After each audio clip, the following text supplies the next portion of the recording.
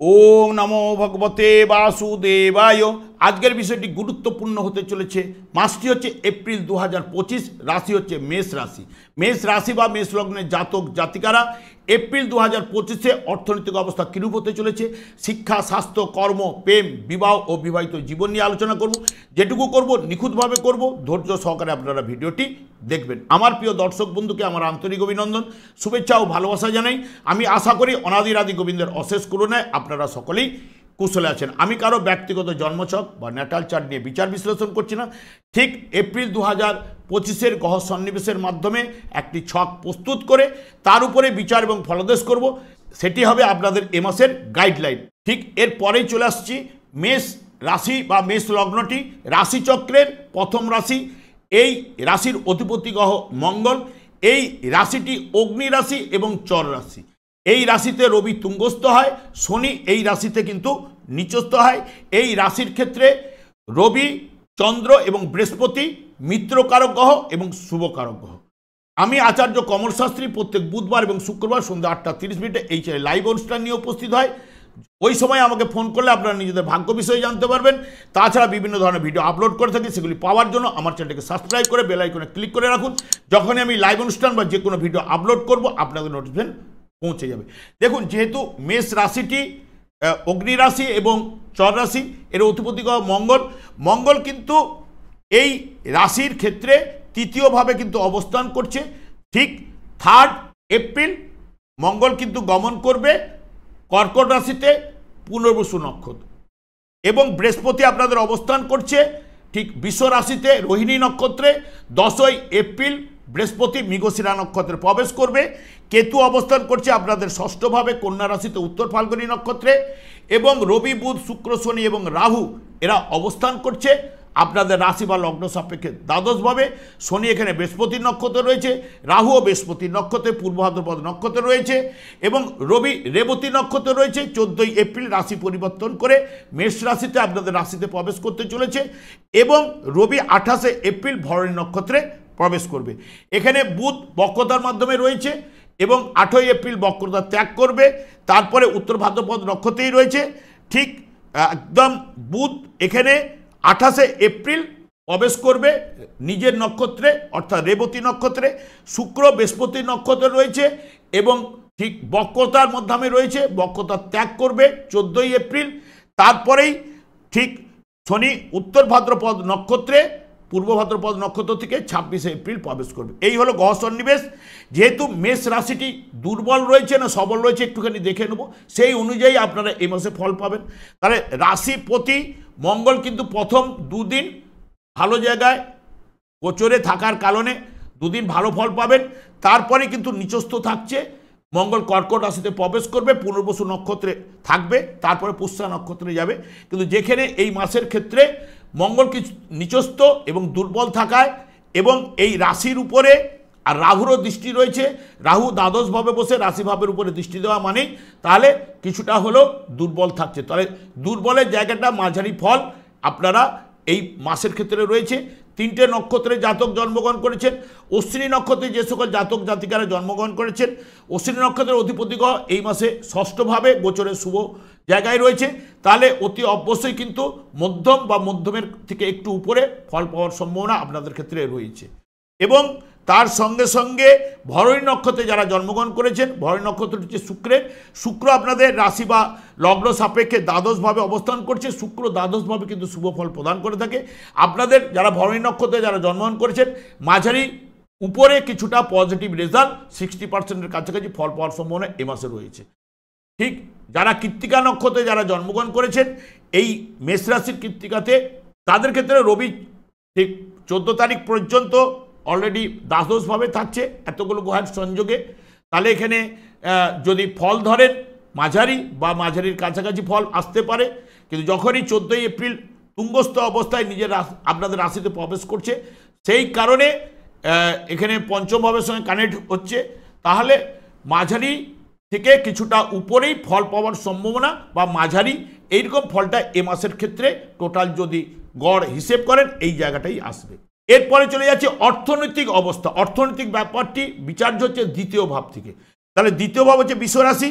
বিশ্বরাশির অধিপতি গ্রহ শুক্র সেই দ্বাদশভাবে বসে রয়েছে এবং দ্বাদশভাবের অধিপতি গ্রহ বৃহস্পতিও কিন্তু দ্বিতীয়ভাবে বসে রয়েছে। দ্বিতীয়ভাবে বৃহস্পতি শুভফল প্রদান করে, দ্বাদশভাবে শুক্রও কিন্তু ভালো শুভফল প্রদান করে। এখানে অর্থের জায়গা আসবে বলছে, কিন্তু দ্বাদশভাবে একাধিক গ্রহের সংযোগের ফলে ব্যয়টা প্রচুর পরিমাণে থাকার সম্ভাবনা কিন্তু দেবে। এবং বৃহস্পতি এখান থেকে বসে ষষ্ঠ এবং দশম ভাবের উপরে দৃষ্টি দিচ্ছে, সময়ের বিনিময়ে আসবে এই কথা বলছে। এবং অষ্টম ভাবের উপরে দৃষ্টি দিয়েছে। অষ্টম ভাবের উপরে দৃষ্টি দেওয়া মানে অপ্রত্যাশিত লটারি বা ফাটকা থেকে অর্থ আসার সম্ভাবনা এটাও কিন্তু দেখাচ্ছে। এই জায়গা থেকে আপনাদের অর্থটা আসবে বা এই জায়গায় ইনকাম বা অর্থ আসবে এ কথা বলছে। সঞ্চয় দেবে না, ব্যয় কিন্তু ঘটবেই। এবং যখনই বৃহস্পতি 10ই এপ্রিল মৃগশিরা নক্ষত্রে প্রবেশ করবে তখন কিন্তু হঠাৎ অর্থ লাভের যোগটা কিন্তু আপনাদের ক্ষেত্রে বিশেষ পরিমাণে কিন্তু থাকবেই। কারণ মৃগশিরা নক্ষত্রে যখনই প্রবেশ করে মিত্র নক্ষত্রে, মঙ্গল এমনিতেই আপনাদের ক্ষেত্রে অষ্টম ভাবের অধিপতি গ্রহ, এখানে বৃহস্পতি এই নক্ষত্রে প্রবেশ করা মানে ফাটকা বা লটারি বা অপ্রত্যাশিত অর্থ লাভ কিছুটা হলেও অনেকের ক্ষেত্রে যাদের দশা অন্তর্দশা পারমিট করবে তাদের ক্ষেত্রে কিন্তু এনে দেবে। এই দ্বিতীয় ভাব থেকেই পরিবার পরিজনের বিচার করা হয়। তাহলে পরিবার পরিজনের জায়গায় এখানে আবার শনিরও দৃষ্টি দ্বিতীয়ভাবে থাকছে। শনির দৃষ্টি যেহেতু দ্বিতীয় ভাবের উপরে থাকছে তাই দ্বাদশভাবে বসে যা একদমই সঞ্চয় দেবে না, অর্থ একদম ভালো মতো বেরিয়ে যাবে এ মাসে, সেই কথাই কিন্তু নির্দেশ বা এই জায়গা থেকে পাওয়া যাচ্ছে। পরিবারের জায়গায় শনির দৃষ্টি পড়ছে, তাহলে পরিবারের বা অন্যান্য সদস্যদের সঙ্গে মনোমালিন্য ঝঞ্ঝট ঝামেলা এ কথাও কিন্তু বলছে। শুক্র কিন্তু দ্বিতীয় পতি হিসেবে দ্বাদশে থাকা, শুক্র হচ্ছে পার্থিব যাবতীয় জগতের যাবতীয় সুখ রূপ রস গন্ধ এগুলো ইন্ডিকেট করে বা নির্দেশ করে। তাহলে যে সুখটা নিয়ে আসবে সেটা শনিও এই জায়গায় বসে একটু এলোমেলো করে দেবে। তাহলে পরিবারের যে সকল সদস্যরা রয়েছেন বা তৃতীয় ভাবের অধিপতি এই দ্বাদশভাবে বসে রয়েছে, পাড়া প্রতিবেশী বন্ধু বান্ধব আত্মীয় এদের সঙ্গে মাঝে মধ্যে মনোমালিন্য ঘটবে এবং সমস্যা কিন্তু আসবে এই কথাই বলছে। তবে আপনাদের ফ্যামিলিতে গুরুস্থানীয় ব্যক্তি বা এই যারা রয়েছেন তাদের দ্বারা মিলমিশ বা মীমাংসা হবে, অ্যাডজাস্ট করিয়ে দেবে সে কথা বলছে। কারণ দেবগুরু বৃহস্পতি যেহেতু দ্বিতীয়ভাবে রয়েছে সে কিন্তু সবার সঙ্গে অ্যাডজাস্ট করানোর জায়গাটা করবে। দেবগুরু বৃহস্পতি বয়স্ক ব্যক্তি বা গুরুস্থানীয় ব্যক্তির দ্বারা মিটমাট হবে সে কথা বলছে, তবে ঝঞ্ঝট ঝামেলা দেবেই।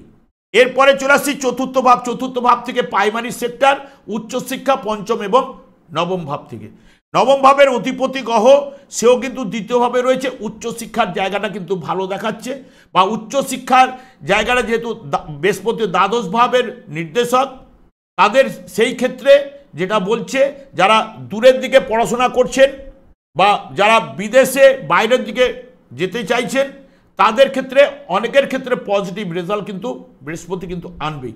চতুর্থভাবে যেহেতু মঙ্গল নিচস্থ অবস্থায় থাকছে, সপ্তম ভাবের উপরে দৃষ্টি, দশম এবং একাদশ ভাবের উপরে মঙ্গলের দৃষ্টি থাকছে, সেই কারণে নতুন আবহাওয়া নতুন পরিবেশে মানুষ হওয়ার চার্ট কিন্তু বলছে। এবং যারা টেকনিক্যাল লাইনে পড়াশোনা করছেন, মেডিসিনের উপরে যারা পড়াশোনা করছেন তাদের ক্ষেত্রে, যারা বাইরের দিকে পড়াশোনা করছেন, চোখের উপরে যারা ডাক্তারি পড়াশোনা করছেন তাদের ক্ষেত্রে পজিটিভ রেজাল্ট এই মাসে কিন্তু থাকছেই। এবং ইঞ্জিনিয়ারিং লাইনে যারা কাজকর্মর জায়গাটা যারা তৈরি করতে চাইছেন তাদের জায়গা কর্মের জায়গাটাও ইন্ডিকেট করছে। কারণ কর্মপতিও দ্বাদশে বসে থাকলেও বৃহস্পতিও কিন্তু 2, 6, 10-এর স্ট্রং কানেকশন, তাহলে কর্মের জায়গাটা বাইরের দিকে সেট হতে চাইছে। এবং যারা কর্মের পরিবর্তন চাইছেন বা প্রমোশন অনেকের ক্ষেত্রে কিন্তু বৃহস্পতি দেওয়ার চেষ্টা কিন্তু করবেই। এবং যে মঙ্গলের নক্ষত্রে গেলে আরও পজিটিভ রেজাল্টটা আপনারা কিন্তু পাবেন 10ই এপ্রিলের পরে। কিন্তু 10ই এপ্রিল পরে যারা বিদেশে পড়তে প্রবাসে পড়তে চাইছেন বা যারা বাড়ি থেকে দূরের দিকে পড়তে চাইছেন তারা কিন্তু নির্ধারিত করবেন বা তারা চেষ্টা করতে পারেন, পাওয়ার সম্ভাবনা কিন্তু রয়েছে। প্রাইমারি সেক্টরের ক্ষেত্রে যারা মাধ্যমিক দিয়ে এবার উচ্চ মাধ্যমিকের জন্য এগুচ্ছেন তারা লাইন অফ এডুকেশনের জায়গাটা নির্ধারিত করতে গেলে কাউকে না কাউকে দেখানো উচিত, কারণ অনেকের ক্ষেত্রে ভুল এনে দেবে। কারণ চতুর্থভাবে বসে রয়েছে মঙ্গল, নিচস্থ, দুর্বল, রাশিপতি। তাই আপনারা ভুল ডিসিশন নিয়ে নিতে পারেন এডুকেশনের জায়গাটাতে যখন, কারণ লাইন অফ এডুকেশন, কারণ এখন বহু লাইন বেরিয়ে গেছে, আপনার চার্ট কি বলতে চাইছে সেটা দেখে যাওয়া ভালো। অনেককে দেখেছি এই মাধ্যমিকে ভালো রেজাল্ট পেয়েছে, ডাক্তারি নিয়ে পড়বার জন্য এখানে সায়েন্স গ্রুপ নিয়ে পড়ে নিল, পড়ার পরে উচ্চ মাধ্যমিকে গিয়ে তারা কিন্তু সেই মতো রেজাল্ট পেল না, জয়েন্টে জায়গাটাও পেল না, এবং বারবার মেডিকেল দিয়ে দিয়ে তারা তিতিবিরক্ত হয়ে একজন 4-5 বার 6 বার দেওয়ার পরে তারপরেও কিন্তু হলো না। লাস্টে জ্যোতিষীর কাছে এসে দেখানোর পরে তখন অন্য লাইনে তার 4-5 বছর তো পুরো লস হয়ে গেল। সেই কারণে লাইন অফ এডুকেশন এই বছরের ক্ষেত্রে আপনাদের রেজাল্ট বেরোনোর পরে বা রেজাল্ট বেরোনোর আগে কাউকে না কারোর সঙ্গে কিন্তু যোগাযোগ করে লাইন অফ এডুকেশনটা চুজ করে আপনারা কিন্তু ভর্তি হওয়ার চেষ্টা করবেন। না হলে কিন্তু রাশিপতি নিচস্থ অবস্থায় শিক্ষার জায়গায় প্রাইমারি সেক্টরে বসে কর্মের জায়গাকে দেখছে, একাদশ ভাবকে দেখছে, অনেকের ক্ষেত্রে ভুলটা নিয়ে আসতে পারে, সে বিষয়ে সতর্কতা। যারা বাড়ি, গৃহ, ঘর বাড়ি ক্রয় বিক্রয়ের জায়গাটায় কিন্তু সাবধানতা অবলম্বন করবেন, কারণ চতুর্থভাবে যেহেতু মঙ্গল অবস্থান করছে তাদের ক্ষেত্রে কিন্তু সমস্যা আপনারা পড়ে যেতে পারেন। সেই কারণে যতটা সতর্কতা হয়ে টাকা পয়সা লেনদেন বা জায়গাপত্র যারা কিনতে যাবেন কাগজপত্র দেখে কেনার চেষ্টা করবেন, নাহলে সমস্যা কিন্তু আপনাদের আসতে পারে। এই বিষয়ে সতর্কতা অবলম্বন। চতুর্থ ভাব নিয়ে আমি আগাচ্ছি না, তবে চতুর্থপতি এখানে চন্দ্র যেহেতু আপনার রাশিভাবে রয়েছে, সেই কারণে আপনার রাশি হয়েছে। শারীরিক দিক দিয়ে মায়ের একটু মাঝে মধ্যে সমস্যা দিলেও তবে বড় ধরনের আকার কিছু হবে না, পজিটিভ থাকবে। চতুর্থ ভাব থেকে সপ্তম ভাবের উপরে দৃষ্টি থাকছে, নতুন আবহাওয়া, নতুন পরিবেশের জন্য যারা বাইরের দিকে পড়াশোনার চেষ্টা করুন, ভালো আসবে। এবং বাড়ির জায়গাটাতে কেন এলোমেলো করবে, দ্বাদশভাবে বসে চতুর্থ ভাবের উপর যখন দৃষ্টি পড়া রাহু বা এতগুলো ঘরের সংযোগে দৃষ্টি পড়া, বাড়িতে নানা রকম পড়তে বসলে একাধিকবার উঠে যাওয়া এবং মনোসংযোগ না ঘটানো এবং বিছানায় বসে পড়ার টেন্ডেন্সি ম্যাক্সিমাম লোকের কিন্তু রয়েছে, সেইগুলোকে ত্যাগ করতে হবে। তবেই কিন্তু আপনাদের বাড়ি থেকে পড়াশোনার জায়গাটা তবুও কিছুটা এ মাসের ক্ষেত্রে পজিটিভ নিয়ে আসবে। একদম বিছানায় বসে পড়বে না, ম্যাক্সিমাম কিন্তু বিছানায় বসে পড়ার টেন্ডেন্সি অনেকের রয়েছে। এইবার আমি যাচ্ছি না, পঞ্চম ভাব মন, মানসিকতা, প্রেম, প্রীতি, ভালোবাসা, এবং এই জায়গা থেকে প্রেমের জায়গাটা প্রথম 14 দিনের মতো আপনাদের ক্ষেত্রে প্রেমিক প্রেমিকার মধ্যে একটু আন্ডারস্ট্যান্ডিং, ভুল বুঝাবুঝি চলতে পারে বা দুজনের মধ্যে একটুখানি মনোমালিন্য সৃষ্টি হতে পারে। তবে 14ই এপ্রিল থেকে আপনাদের প্রেমের জায়গাটা গাঢ় হবে এবং প্রেমের জায়গাটা ভালো থাকছে, এইটুকুই বলছে। তবে দুজনের মধ্যে একটা ইগো প্রবলেমে কিন্তু আপনারা কিন্তু হাঁটতে পারেন, সেই জায়গাগুলোকে ত্যাগ করার চেষ্টা করুন, আরও কিন্তু প্রেমিক বা প্রেমিকার মধ্যে ভালো জায়গাটা কিন্তু পাবেন। এরপরে চলে আসছি রোগের স্থান, কারণ রোগের স্থান যেহেতু মঙ্গল দুর্বল, রাশির প্রতি দুর্বল রয়েছে, তাহলে শারীরিক কোনো না কোনো টুকটাক ট্রাভেল কিন্তু আসতে বাধ্য। কেতু ষষ্ঠভাবে থাকছে, শত্রু নাশ কিন্তু করবেই, এবং কেতু যেহেতু ষষ্ঠভাবে শুভ ফল প্রদান করে থাকে গোচরে, উত্তর ফাল্গুনী নক্ষত্র রয়েছে, বড় ধরনের কোনো রোগ হবে না সে কথাই বলছে, কারণ পঞ্চম ভাবের নির্দেশক হওয়ার জন্য ষষ্ঠের দ্বাদশ ভাব বড় ধরনের কোনো সমস্যা দেবে না। তবে দেখুন দ্বিতীয় ভাব থেকে ষষ্ঠ ভাবের উপরে দৃষ্টি রয়েছে এবং দ্বাদশ ভাবে বসে ষষ্ঠ ভাবের উপরে অনেকের দৃষ্টি রয়েছে। যাদের দশা অন্তর্দশা পারমিট করবে তাদের ক্ষেত্রে কিন্তু অনেক সমস্যা কিন্তু নিয়ে যেতে পারে, আর বা রোগের জায়গাটা দিয়ে যেতে পারে এই সময়। কারণ রাহু ওই জায়গায় বসে ষষ্ঠ ভাব থেকে এত ষষ্ঠ পতিকে নিয়ে বসে থাকা, রাহু সাধারণত টিউমার বা বিভিন্ন জায়গায় ইত্যাদি গ্যাসের প্রবলেম ইত্যাদি ইত্যাদি দেয়, সেই বিষয়ে অনেকের ক্ষেত্রে যাদের পারমিট করবে না তাদের দিয়ে যেতে পারে। রোগটা কিন্তু এখন ফ্লাড হবে না, পরে ফ্লাড হতে পারে, তবে ভয়ের কারণ এ মাসের ক্ষেত্রে নেই। তবে চোখের সময় যারা ভুগছেন বা দাঁতের সমস্যায় যারা ভুগছেন, কফ কাশি এইগুলো কিন্তু ইন্ডিকেট করছে, কারণ বৃহস্পতির দৃষ্টি রয়েছে কফ কাশি, এবং বিশেষ করে দেখবেন ওখানে তৃতীয় পতিও বসে রয়েছে, যারা শ্বাসকষ্টে ভুগছেন শনিযুক্ত হয়ে রয়েছে, দীর্ঘমেয়াদী আগে থেকে যারা ভুগছেন তাদের ক্ষেত্রে এগুলো বাড়তে পারে। যারা হার্টের সমস্যায় ভুগছেন ওখানে রবি প্রথম 14 দিন থাকছে, রবি শনিতে যদি অশুভ থাকে জন্মছকে যার, তারা হার্টের সমস্যায় দীর্ঘদিন থেকে যারা ভুগছেন এই সময়টা একটু বাড়তে পারে 14 দিন মতো, তারপরে কিন্তু কমতে থাকবে যখন এ চলবে। তবে তাদের সমস্যা এগুলো দিতে পারে, পেটের সমস্যা, লিভার সংক্রান্ত সমস্যা এইগুলো বা অ্যাপেন্ডিসাইটিস এইগুলো কিন্তু আসার সম্ভাবনা কিন্তু রয়েছে, যাদের দশা অন্তর্দশা পারমিট করবে। তবে বড় ধরনের কিছু নেই, যে ষষ্ঠভাবে যে বসে রয়েছে, যে ঘরটিকে দখল করে বসে রয়েছে তার ক্ষমতাটা বেশি রয়েছে, সে পঞ্চম ভাবের নির্দেশক রয়েছে। তবে রোগ থেকে আপনারা একটা পজিটিভ রেজাল্ট, যে বড় ধরনের রোগ হচ্ছে না এটুকু আপনারা ধরে নিতে পারেন। সপ্তম ভাব বিয়ের জায়গা, সপ্তম ভাবে দৃষ্টি পড়েছে এবং সপ্তমপতি রোমান্টিক শুক্র দ্বাদশভাবে শুভফল প্রদান করে, স্বামী স্ত্রীর মধ্যে রোমান্টিকতা থাকবে এবং দুজনের মধ্যে মিলমিশ থাকবে এ কথাই বলছে। এবং চতুর্থভাবে যেহেতু মঙ্গল রয়েছে, সে সপ্তম ভাবের উপরে দৃষ্টি, মঙ্গল একটু এলোমেলো করে দিতে পারে, দুজনের মধ্যে মাঝে মধ্যে একটুখানি মনোমালিন্য সৃষ্টি করতে পারে, যেহেতু চতুর্থভাবে মাঙ্গলিক হয়ে থাকে, সপ্তমভাবে বিয়ের জায়গাটা দেখছে, সেই কারণে কিছু সমস্যা উঠে আসতে পারে। তবে বড় আকার কিছু নেবে না এইটুকু আপনাদের বলতে পারি, কারণ চতুর্থভাবে তো বসে রয়েছে, চতুর্থভাবে হচ্ছে গৃহ, তাহলে যখন বাড়ি ঘর ধরে বা একই ছাদের তলায় থাকবে যতই ঝঞ্ঝট ঝামেলা হোক সেটাই কিন্তু বলছে। তবে এই মাসে বড় ধরনের কিছু হবে না। তবে এই মাসের ক্ষেত্রে বিয়ে আপনাদের না করাই কিন্তু ভালো, কারণ নানান সমস্যা অতি অবশ্যই কিন্তু আপনাদের কাছে উঠে আসবে। এখন বিয়ে করে নিলেন, পরে ঝঞ্ঝট ঝামেলা কিন্তু আসতে পারে। তাই এই মাসের ক্ষেত্রে, এপ্রিল মাসের ক্ষেত্রে বিয়ের জায়গাটাকে পিছিয়ে দিতে পারলে আপনাদের ক্ষেত্রে ভালো। এই অষ্টমভাবে এমনিতেই বলে গেছি, যেহেতু ফাটকা, লটারি, অপ্রত্যাশিত অর্থ এগুলো কিন্তু রয়েছে, এবং অষ্টম পতি যেহেতু চতুর্থভাবে রয়েছে এবং রাশিপতি হিসেবে সে একাদশ ভাবেরও নির্দেশক, তবে ফাটকা বা এর থেকে যে সাপোর্ট আপনাদের দিচ্ছে মঙ্গল সেটা কিন্তু বলে যাচ্ছে, তবে আসার সম্ভাবনা কিন্তু রয়েছে। নবমপতি ভাগ্যপতি যেহেতু দ্বিতীয়ভাবে, ভাগ্যের বৃহস্পতি যদি আপনাদের জন্মছকে শুভ থাকলে ভাগ্যের উন্নতি অতি অবশ্যই এ মাসে কিন্তু ঘটাবেই, এবং মৃগশিরা নক্ষত্রে গেলে অতি অবশ্যই পজিটিভ রেজাল্ট পাবেন, এবং বাবার শারীরিক দিক দিয়েও আপনাদের পজিটিভ জায়গাটা পাবেন। বাবার যদি শারীরিক ডিস্টার্ব দিলে সর্দি কাশি এই ধরনের নিয়ে যাবে, বড় ধরনের কোনো রোগ নিয়ে যাবে না। কর্মের জায়গায় চলে যাচ্ছি, কর্মপতি কিন্তু দ্বাদশভাবে বসে, শনি দ্বাদশভাবে বসে থাকার জন্য আপনাদের ক্ষেত্রে কঠোর পরিশ্রম, দৌড়ঝাঁপ ইত্যাদি ইত্যাদি কিন্তু দেবে। এবং আজ এমনিতে কর্মের উপরে একটুখানি যারা দূরের দিকে যাবতীয় সেট আপ করতে চাইছেন, বাড়িতে থেকে হবে না, বাড়ি থেকে দূরের দিকে যারা সেট আপ করতে চাইছেন তাদের ক্ষেত্রে কিন্তু পজিটিভ রেজাল্ট। যারা টেকনিক্যাল লাইনে পড়াশোনা করেছেন এখনও চাকরি পাচ্ছেন না, এই সময় যোগাযোগ করুন। অনেকের ক্ষেত্রে এই সময় কিন্তু বৃহস্পতি আপনাদের কর্মে নিযুক্ত করার জায়গাটা কিন্তু তুলে ধরবে, মঙ্গলের নক্ষত্রে যাওয়ার সঙ্গে সঙ্গে, রাশিপতির নক্ষত্রে যাওয়ার সঙ্গে সঙ্গে। সেই কারণে যোগাযোগগুলো বা আগ্রহ দিয়ে, চেষ্টা দিয়ে এগিয়ে যান। বাইরে বা প্রবাসেও আপনাদের কিন্তু চাকরির জায়গাটা কিন্তু থাকছে, এইটুকু আপনাদের বলতে পারি।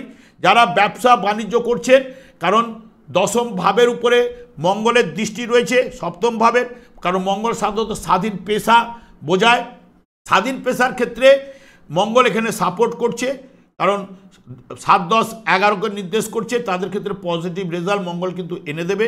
কিন্তু নিচস্থ থাকছে, তো তাই নেই যারা মাল সাপ্লাই করেন দূরের দিকে বা বিদেশি কোম্পানিতে মাল সাপ্লাই করেন বা লেনদেন, আর্থিক লেনদেন যাবতীয় দিক দিয়ে আপনারা সতর্ক থাকবেন, এবং কাগজপত্র সব কিন্তু ওকে থাকা চাই, এবং কাগজপত্রে যেন মানে সই টই করিয়ে তবে লেনদেনের জায়গাটা করবেন, নাহলে কিন্তু ঝঞ্ঝট ঝামেলায় পড়ে যেতে পারেন। কারণ যেহেতু চতুর্থ ভাবে থেকে দশম ভাবকে দেখছে এবং বৃহস্পতিরও দৃষ্টি রয়েছে দশম ভাবের উপরে, বৃহস্পতিও আপনাদের পরিবর্তন চাইছে এবং পদোন্নতিও চাইছে দ্বিতীয়ভাবে বসে, কারণ মৃগশিরা নক্ষত্রে গেলেই অলরেডি আপনারা অনেক জায়গা থেকে পজিটিভ রেজাল্ট আপনারা অতি অবশ্যই পেতে চলেছেন। হ্যাঁ, দশম ভাবের অধিপতি গ্রহ দ্বাদশভাবে থাকার জন্য শনিদেব এমনিতেই প্রচণ্ড পরিশ্রম করায়, এটুকু আপনাদের বলতে পারি। তবে এখানে কর্মের জায়গাটা কঠোর পরিশ্রম বা যাই করুন না কেন, কর্মের উন্নতি অনেকের ক্ষেত্রে থাকছে, এবং প্রবাসযোগও কর্মের জন্য থাকছে। আপনারা কিন্তু এই জায়গাগুলো ট্রাই করতে পারেন। যারা ব্যবসা করছেন, বিশেষ করে লোহা লক্করের উপর ব্যবসা এবং বিশেষ করে বস্ত্রশিল্পে যারা রয়েছেন বা কৃষিজাত দ্রব্যাদির ব্যবসা যারা করছেন, কীটনাশক দ্রব্যাদি যারা ব্যবসা করছেন, তাদের ক্ষেত্রে পজিটিভ রেজাল্ট কিন্তু রয়েছে। এবং যারা মাটির তলাকার খনিজ পদার্থ এই জাতীয় যারা ব্যবসা করছে, তেল ফেল ইত্যাদি ইত্যাদি, তাদের পজিটিভ রেজাল্ট ইন্ডিকেট করছে। এবং যারা ডাক্তারি লাইনে যারা পড়াশোনা করছেন, যারা বিশেষ করে দাঁতের ডাক্তার আছেন, চোখের ডাক্তার আছেন, তাদের ক্ষেত্রেও কিন্তু পজিটিভ রেজাল্ট এ মাসের ক্ষেত্রে কিন্তু রয়েছে। আমি আর দীর্ঘায়িত করছি না। এরপরে একাদশ ভাবের অধিপতিগণ দ্বাদশ ভাবে গেছে, তাহলে একাদশ ভাবের থেকে যেহেতু ষষ্ঠ ভাবকে সময়ের বিনিময়ে ইন্ডিকেট করছে, প্রচণ্ড পরিশ্রম, শনিদেব ষষ্ঠ ভাবের উপরে দৃষ্টি রেখে রয়েছে, দ্বিতীয় ভাবের উপরে দৃষ্টি রেখেছে, একাদশ ভাব মানে এবং দশম ভাবের অধিপতি গ্রহ সে যে কর্মের জায়গায় বাইরের দিকে ইন্ডিকেট করছে, এটাও কিন্তু বলছে কর্মপতি দ্বাদশভাবে বসে দ্বিতীয়ভাবে অর্থের জায়গায় দৃষ্টি দিচ্ছে, ষষ্ঠভাবে দৃষ্টি দিচ্ছে, দশম একাদশ ভাবের অধিপতি গ্রহ দ্বাদশভাবে বসে রয়েছে। তাহলে বাইরের দিকে কর্মের জায়গাটা আপনারা সেট আপ করার চেষ্টা করুন। উন্নতি সফলতা শনিদেব যে দেবে না এই কথা বলছে না। আপনাদের সাড়ে সাথী শুরু হোক, সাড়ে সাথী নিয়ে কোনো চিন্তা করবেন না, কারণ অনেকে ভয় ধরাতে পারে, চিন্তা করতে পারে। যার জন্মছকে অশুভ থাকবে তারা অশুভ ফল পেতে বাধ্য, এটা মাথায় রাখবেন। যার শুভ থাকবে সে শুভ ফল পাবেন।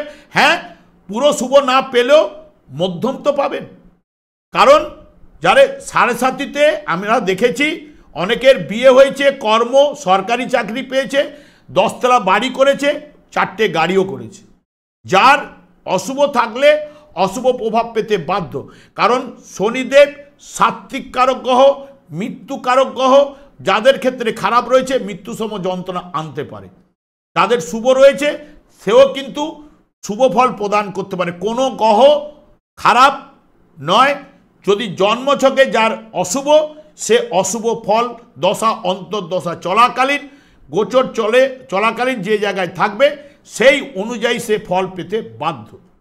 এবং যার শুভ থাকবে শুভ ফল।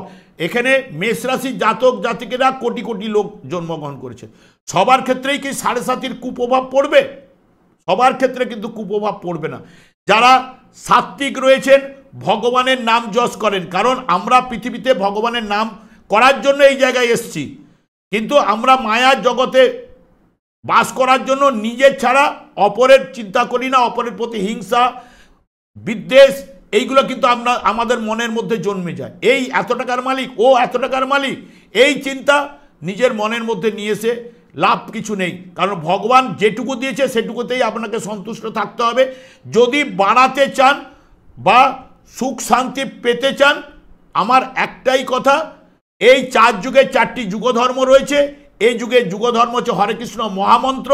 এই হরে কৃষ্ণ মহামন্ত্রে শনিদেব সন্তুষ্ট হন। শনিদেব দণ্ডদাতা, কর্মফলদাতা। আপনাকে কর্মের ফলটাকে অনেকটা ক্ষয় করাবে, অশুভ কর্মের জায়গাটা ক্ষয় করিয়ে ও নিজেই কিন্তু শুভ ফল এনে দেবে। যেমন সোনা থেকে খাদ বেরোলে খাঁটি সোনা তৈরি হয়। দেখবেন এই যাদের সাড়ে সাতিতে অনেকেই কিন্তু মানুষ চিনে যাবে, কারণ শনিদেব মানুষ চিনিয়ে দেবে। যখন আপনার পয়সা ছিল তখন আপনি অন্য লোককে যারাকে হেল্প করেছেন তারাই এই শনির সাড়ে সাতিতে আপনাকে দুচ্ছাই করবে। তাই জন্যই শনি মানুষ চেনায় এবং মানুষকে সঠিক পথে নিয়ে আসতে চেষ্টা করে। আপনাদের 7.5 বছর বাকি, আপনারা এখন থেকে হরে কৃষ্ণ মহামন্ত্র জপ করুন, সময় থাকলে করুন। 5 বছর আমি গ্যারেন্টি দিয়ে বলতে পারি, 5 বছর অনেকেই কিন্তু পজিটিভ রেজাল্ট অতি অবশ্যই পাবেন। কারণ আমি অনেককে এই নেশা ছাড়িয়েছি, এই নাম জপ করিয়ে অনেকের জায়গা কিন্তু ভালো এনে দিয়েছি। আমি আজ 27 থেকে 30 বছরের কাছাকাছি, প্রায় 28-30 বছরের উপরে এই লাইনেই কিন্তু রয়েছি এবং প্রত্যেককেই চাই আমি ভালো। আমি স্পষ্ট কথা বলতে কষ্ট পাই না, সেই কারণে আপনারা হরে কৃষ্ণ মহামন্ত্র জপ করুন এবং এই সাড়ে সাতির কুপ্রভাব থেকে বাঁচতে গেলে আরেকটা কথা বলে যাই, কেশরের তিলক এ মাসে আপনারা কাটুন আর হরে কৃষ্ণ মহামন্ত্র জপ করুন। তুলসী গাছে প্রত্যেক দিন জল দিন এবং বৃহস্পতিবার হলে কাঁচা দুধ দিন। আপনাদের ঠিক 2.5 বছর পরে আপনি নিজেরাই বলবেন, দেখবেন একটু হলেও ভালো আছি, এটাই শুনবো আমি। আপনারা করুন, ভালো থাকুন। আমি আর দীর্ঘায়িত করছি না। আমি আচার্য কমল শাস্ত্রী এই চ্যানেলেই প্রত্যেক বুধবার এবং শুক্রবার সন্ধ্যা 8:30 লাইভ অনুষ্ঠান নিয়ে উপস্থিত হই। ঠিক ওই সময় আমাকে ফোন করলে আপনারা নিজেদের ভাগ্য বিষয়ে জানতে পারবেন। তাছাড়া বিভিন্ন ধরনের ভিডিও আপলোড করে থাকি, সেগুলি পাওয়ার জন্য আমার চ্যানেলকে সাবস্ক্রাইব করে বেল আইকনে ক্লিক করে রাখুন। যখন আমি লাইভ অনুষ্ঠান বা যে কোনো ভিডিও আপলোড করবো আপনাদের নোটিফিকেশন পৌঁছে যাবে। আমি অনাদিরাদি গোবিন্দের কাছে প্রার্থনা করি আপনারা ভালো থাকুন, সুস্থ থাকুন, আনন্দে থাকুন।